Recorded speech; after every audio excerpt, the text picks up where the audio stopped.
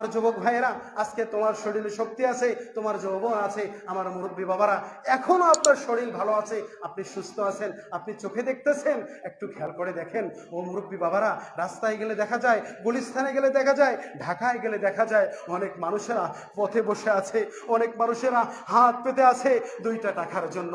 ও ভাই, আপনার চক্ষু এখনো আল্লাহ ভালো দিলেন, আপনার শক্তি আল্লাহ দিলেন, আপনার পায়ে আল্লাহ শক্তি দিলেন, আপনার মেধা শক্তি ভালো করে দিলেন। ও ভাই, এই শক্তি থাকার পরেও আপনি কেন মসজিদে আসবেন না? আপনি কেমন নামাজে আসবেন না? ও ভাই, যাকে আল্লাহ কানা করে দিয়েছে তাকেও আল্লাহ ছাড় দেয় নাই, যার হাত নাই তাকেও আল্লাহ ছাড় দেয় নাই। একজন কানার চেয়ে, একজন অন্ধর চেয়ে তো আপনি আমি ভালো, কথা বলেন ঠিক কিনা আমার ভাইরা? এজন্য অনুরোধ করে বলি, পায়ে হাত রেখে বলি, ইমাম হিসাবে বলি, আমার ভাইরা একটু খেয়াল করেন, আপনারা মসজিদে আসেন, নামাজ পড়েন। আপনি যদি নামাজ পড়েন, আপনার চেহারার উজ্জ্বলতা আল্লাহ দান করবেন। আপনি যদি নামাজ পড়েন, আল্লাহ আপনার ঘরের মধ্যে বরকত দান করবেন। আপনি যদি নামাজ পড়েন, আপনার অন্তরে আল্লাহ তাআলা কমলতা দান করবেন। আপনি যদি নামাজ পড়েন, ফেরেশতারা আপনাকে হেফাজত করবে। আপনি যদি নামাজ পড়েন, আল্লাহ আপনাকে হেফাজত করবে। আপনি যদি নামাজ পড়েন, আল্লাহ কিয়ামতের মধ্যে কঠিন ময়দানে আল্লাহ তাআলা আপনাকে নাজাত দিয়ে দেবে। ও ভাই, আপনি যদি নামাজ না পড়েন, ও ভাই, রাসূল সাল্লাল্লাহু আলাইহি সাল্লাম বলেছে, যে ব্যক্তি নামাজ পড়বে না, এই ব্যক্তির কবরে আল্লাহ তাআলা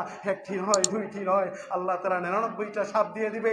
এই 99টা সাপের মধ্যে, ও ভাই, একটা সাপ যখন আপনাকে কামড় দেবে, ও ভাই, আপনার শরীরের লাল রক্তগুলো নীল হয়ে যাবে, এত বিষাক্ত হবে। আবার যখন আপনাকে দ্বিতীয় সাপটা কামড় দেবে, ও ভাই, নীল রক্তগুলো সাদা হয়ে যাবে। আমার ভাইরা, এজন্য আপনার আমার উচিত, এই কঠিন সাপ থেকে, এই কবরের আযাব থেকে যদি আপনি আমি বাঁচতে চাই, ও ভাই, আমাদেরকে নামাজে আসার দরকার আছে কি নাই? একটু জবান খুলে বলেন, আছে কি নাই? একটু হাতটা তুলে বলেন, আছে কি নাই?